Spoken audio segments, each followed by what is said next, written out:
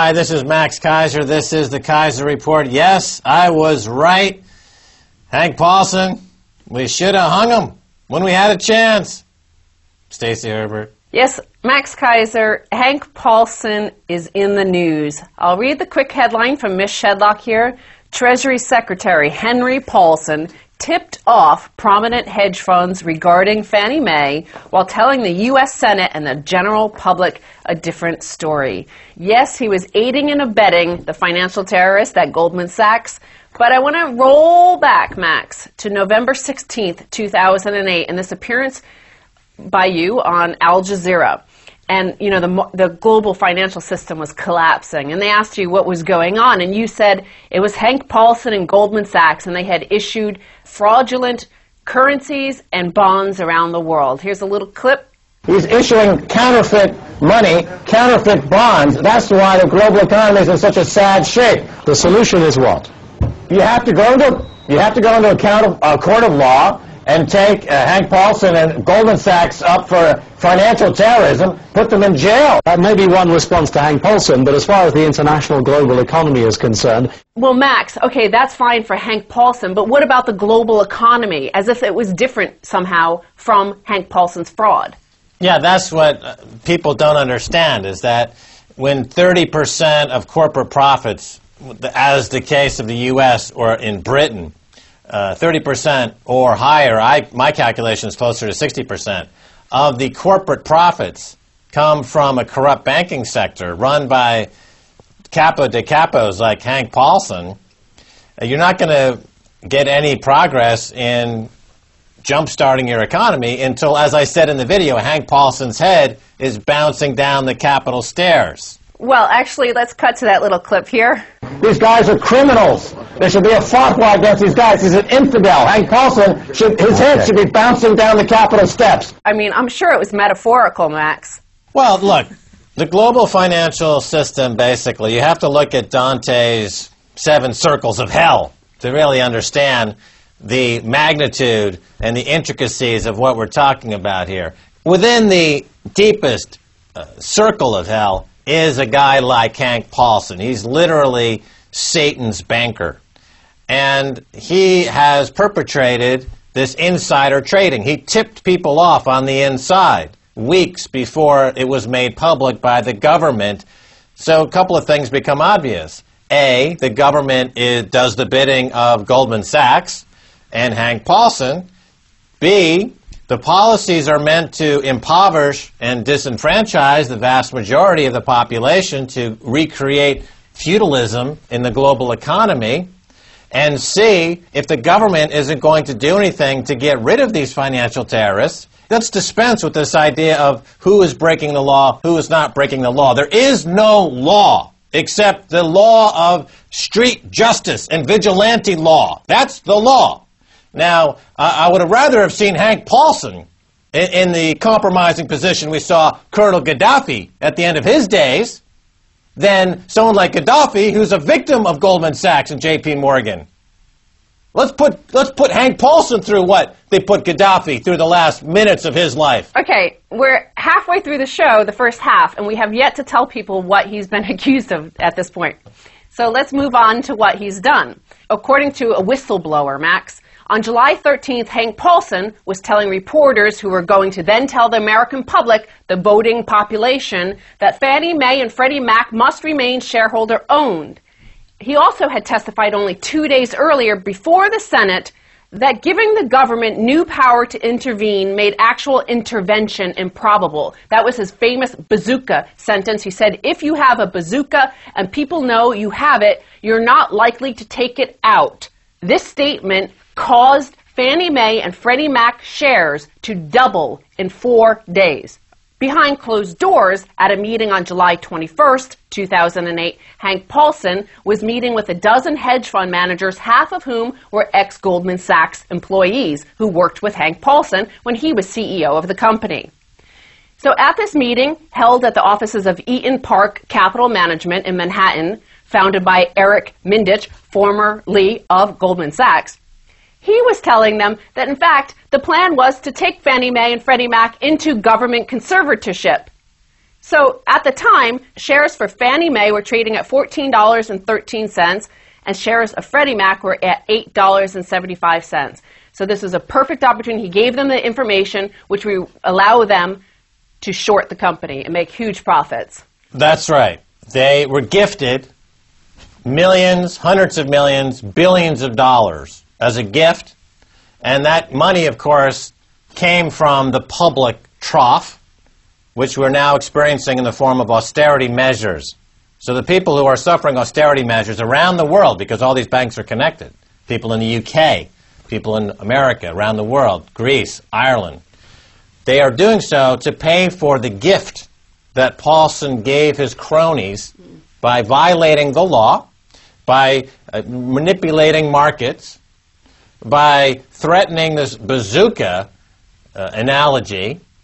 And if Paulson, a private banker, gets to threaten the public with a bazooka, essentially he's got his own drones that he's operating, financial drones. That mere Gaddafi ending I suggested would be too good for Hank Paulson. Let's take the bazooka instead of the stick on Paulson. Well, this whistleblowing fund manager who spoke to the press anonymously left after coffee with Hank Paulson and called his lawyer. The attorney's quick conclusion: Paulson's talk was material, non-public information, and his client should immediately stop trading the shares of Washington-based Fannie and McLean, Virginia-based Freddie. However, the other guys, we don't know whether or not they traded Fannie Mae or Freddie Mac shares. We'll never know because, of course, Obama and Eric Holder are always looking forward, not back. Well, we do know all the trades that are recorded that go across the ticker tape, except, of course, trades that are conducted in these so-called dark pools, off-exchange trades, block trades that are done completely in the dark outside of any regulation. And that's why they exist, to conduct fraud on a massive scale. Paulson, of course, was one of the creators of the system where fraud can be conducted on these industrial levels. And again, I submit to you that in the pantheon of individuals, Pol Pot, Hitler, Stalin, Hank Paulson, who's committed more economic mayhem? Who's the biggest mass murderer? When this crisis is over in 5 years or 6 years, the number of the body count will exceed the worst tyrants in history, thanks to Hank Paulson. Well, I think, in fact, you can compare them to the gangsters of the 20s and 30s. They brought terror to the communities. They got away with it. By the way, they had the support of the local communities. The likes of Al Capone and Lucky Luciano had the support of the communities because they used to bring turkeys around to the desperate populations who were unknowingly victims of these gangsters. They had fewer opportunities in life because of these gangsters. But because the gangsters gave them a free turkey and seemed to take care of the people when they needed it, they allowed these gangsters to get away with it. And now look how gangster Hank Paulson was, because the takeover of Fannie Mae and Freddie Mac was effective September 6th, a Saturday. Normal people don't trade on Saturdays, do they? But these gangsters are allowed to trade on Saturdays, and the company's stock prices dropped immediately below $1 the following Monday. Yeah. Well, again, the markets are closed, but these off-exchange activities are happening, huge volume. The volume in the dark exchange, the off-market, is greater than the visible market. So it's like the galaxy and the cosmos itself. Some speculate that the dark matter and dark energy is greater than the visible world that we live in. This is true of the financial frauds on Wall Street. The amount of fraud is greater than what we see on a day-to-day basis. Hank Paulson is kind of like the Einstein of fraud. He's taken the entire concept of breaking the law and multiplied it times the coefficient of his own corrupt soul. He's Satan times Satan. Well, I saw this word bazooka in the headlines again. And you know that Goldman Sachs bankers have been installed into governments as technocrats throughout Europe. Well, here's a headline also on Ms. Shedlock's Global Economic Analysis website. German finance minister says big bazooka not ready, would not stem crisis, even if it was, plans too intricate and complex for investors to understand. So according to Wolfgang Schäuble, Germany's finance minister, and remember Hank Paulson was finance minister when he used this phrase big bazooka, Europe's big bazooka bailout fund is not ready and won't stem the debt crisis that is pounding Italy and the rest of Europe. This suggests to me that, in fact, Wolfgang Schäuble is meeting in private with Goldman Sachs bankers and telling them to short the heck out of Europe right now because the plan is to pull the rug out from under them. Well, we saw that in the Greece scenario. Remember, Jon Paulson, the hedge fund manager, was in Greece, in Athens, shortly before the crisis took hold there, and was meeting with the government and instructing them on how he was going to rip that country down using massive short sales. So this financial terrorism, using weapons of mass financial destruction to destroy economies and impose austerity measures, is now taken to a much wider level. They want to take down the entire Eurozone. So this is why all these people who are suffering joblessness, who are starving to death, they can point to Hank Paulson as the originator of their duress. Well, if past this prologue, look for the Eurozone to collapse on a Saturday. No banks will be open for a bank run, but all the big guys will have taken all their money out for sure. Now, a final headline here, Max, and this involves the heart of all the fraud, where it all was dumped, was in the mortgage. It all happened in the mortgage crisis. And we've just been talking about a whistleblower who was attending this meeting with Hank Paulson. Foreclosure fraud whistleblower found dead. A notary public who signed tens of thousands of false documents in a massive foreclosure scam before blowing the whistle on the scandal has been found dead in her Las Vegas home. I want to say that the firm that she worked for was a Florida-based processing company used by most major banks to process repossessions. Police said at the time the alleged scam had thrown into question the legality of most Las Vegas home foreclosures of the past few years. So here you have whistleblowers who just end up dead. Anybody who could have exposed any of the information that is material and could be used against the likes of Hank Paulson. Paulson whacked her. What's her name? Tracy Lawrence. Tracy Lawrence got whacked by Paulson's minions. Well, like I said before, it reminds me of the 20s and the 30s. Any sort of witness who came forward, who whistle-blew on Al Capone or Lucky Luciano or Gambonis or any of these other mafia families in America, they ended up dead, always. Exactly right. This is why we're saying this is a matter of life and death. The Hank Paulsons of the world, we need to do something about them. Thank you, Stacy, for being on the Keiser Report. Thank you, Max. Don't go away. Much more coming your way, so stay right there.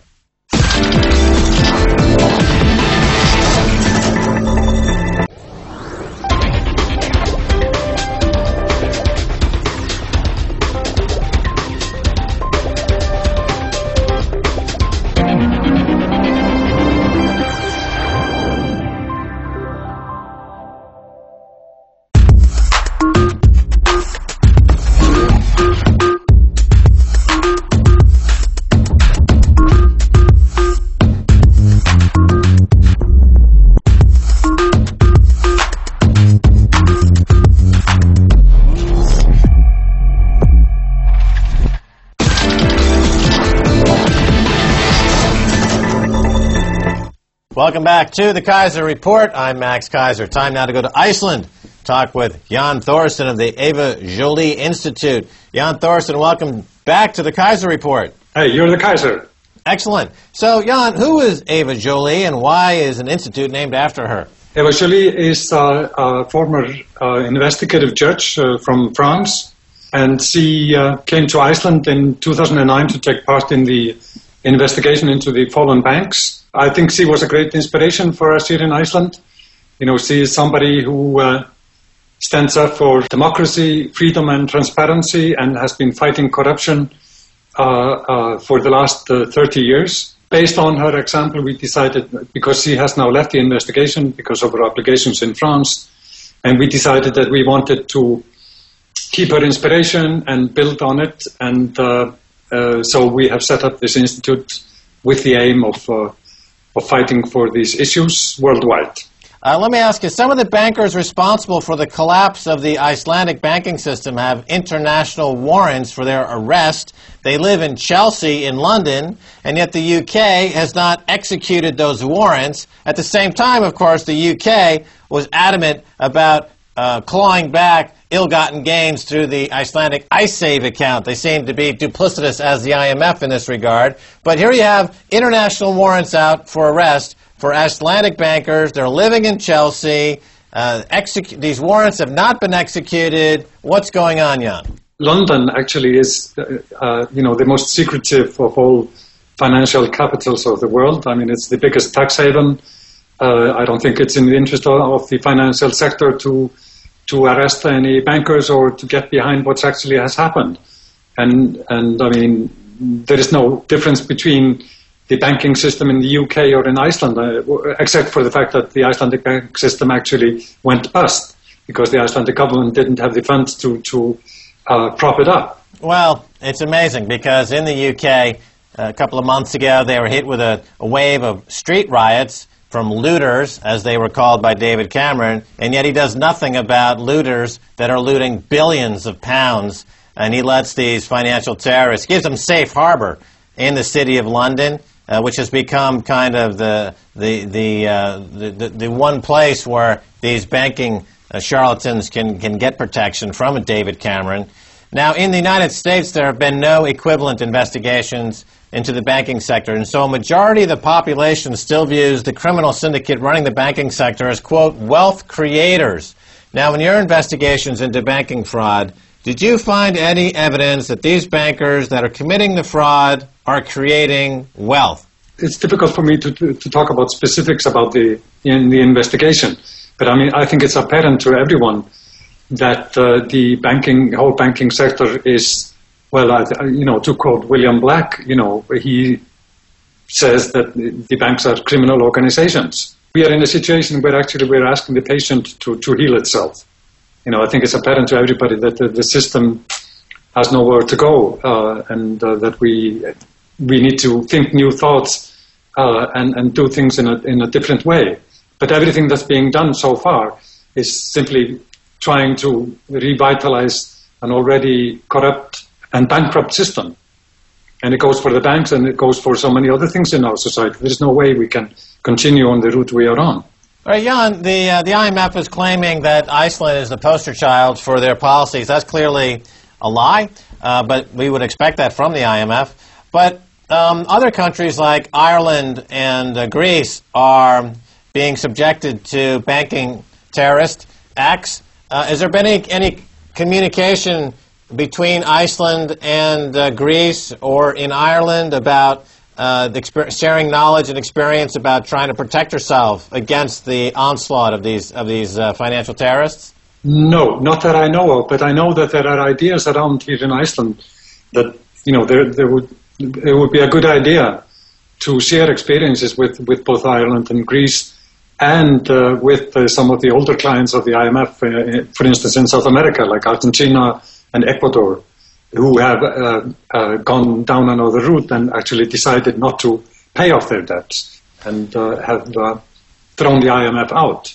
Well, why is there no communication? Because you have a global movement, this Occupy movement, which is at one point had 1,000 cities around the world. They're all basically fighting the exact same fight that Iceland has been fighting, that Greece is fighting, that Ireland is fighting. You have articulate mouthpieces like Naomi Klein, who's on television a lot.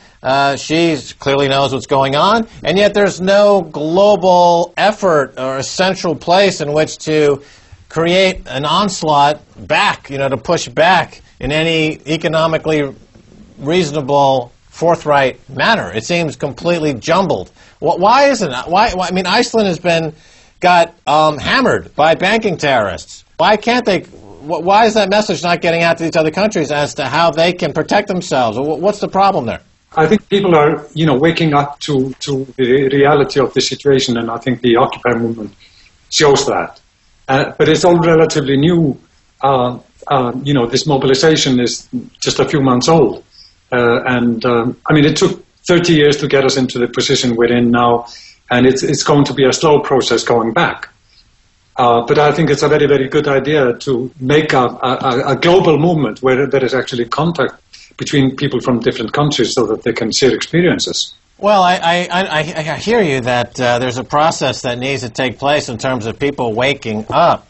But if people get raped, financially speaking, I would think they would be pretty awake about the crime that was just committed. I know that in Ireland, for example, they threw out the embassy, the Irish embassy was removed from the Vatican because of the Catholic priest pedophile scandal. It finally went too far, and the Irish people said, we can't support this any longer, and they pulled their embassy out of the Vatican. They were quite ashamed by that. Now we've had the IMF is doing the same thing to the financial system as these pedophile priests were doing to the religious system.